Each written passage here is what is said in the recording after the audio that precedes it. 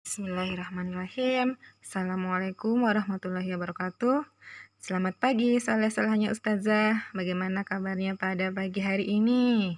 Semoga selalu diberikan kesehatan oleh Allah Subhanahu wa taala. Amin.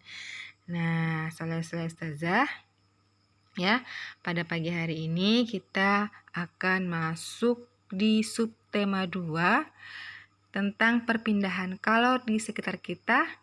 Tema 5F pembelajaran 1. Silahkan yang punya buku dibuka bukunya halaman 41. Ya. Oke, seperti biasa ya, saleh-saleh Ustazah, sebelum melakukan kegiatan pembelajaran, ayo kita berdoa terlebih dahulu. Nah, A'udzubillahi minasyaitonirrajim. Bismillahirrahmanirrahim. Raditu billahi rabbah wa bil islami dinah wa bi Muhammadin nabiyya wa rasulah. Rabbi sidani ilman warzuqni fahma. Amin.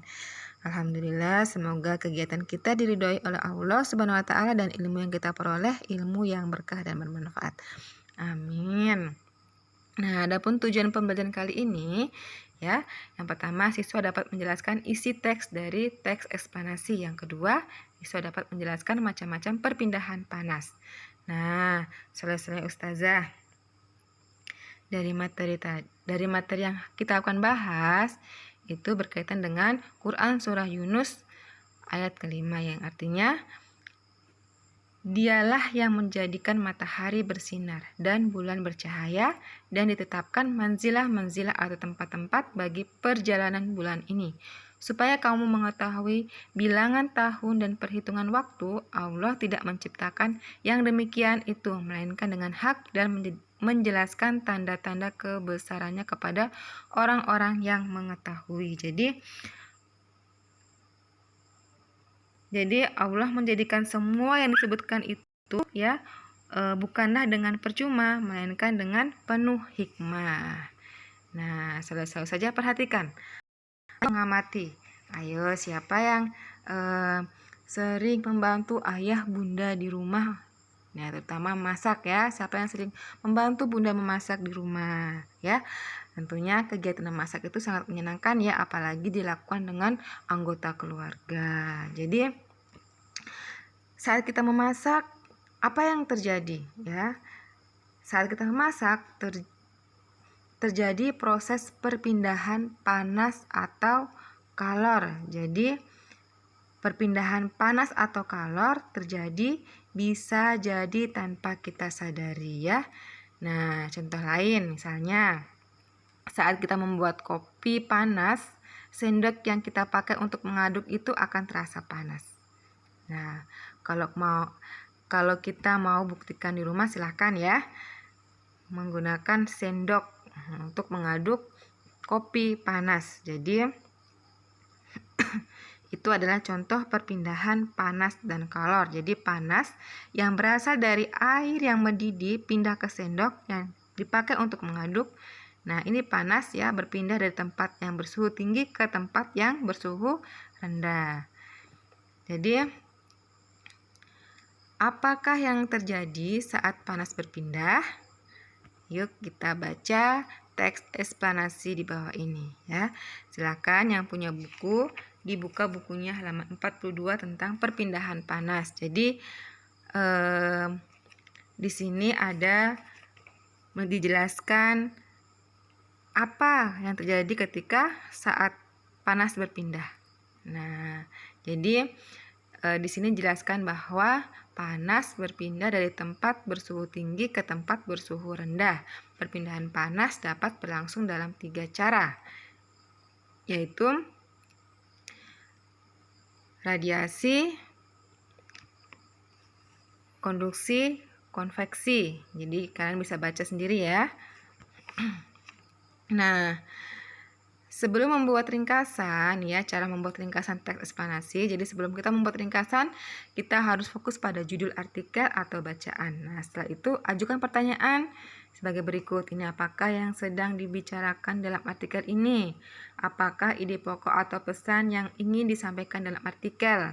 Apakah ide penjelas yang terdapat dalam artikel? Jadi, masih ingat kan apa yang dimaksud dengan teks eksplanasi? Itu adalah teks yang menjelaskan mengenai berbagai peristiwa yang terjadi di sekitar kita, seperti fenomena alam, sosial, budaya, ya, yang disajikan secara fakta, sesuai fakta. Nah, panas berpindah dari tempat bersuhu tinggi ke tempat bersuhu rendah. Jadi, panas suatu benda bergantung pada suhu benda tersebut. Semakin tinggi suhu benda, maka benda akan semakin panas. Nah, jadi apakah kamu mengetahui bahwa panas merupakan energi yang dapat berpindah? Ya, panas dapat berpindah tempat secara konduksi, konveksi, dan radiasi. Nah, yuk kita belajar lebih lanjut. Konduksi. Nah, apa itu konduksi? Itu perpindahan panas melalui zat perantara tanpa diikuti aliran zat perantara lainnya, ya. Konduksi, itu namanya konduksi.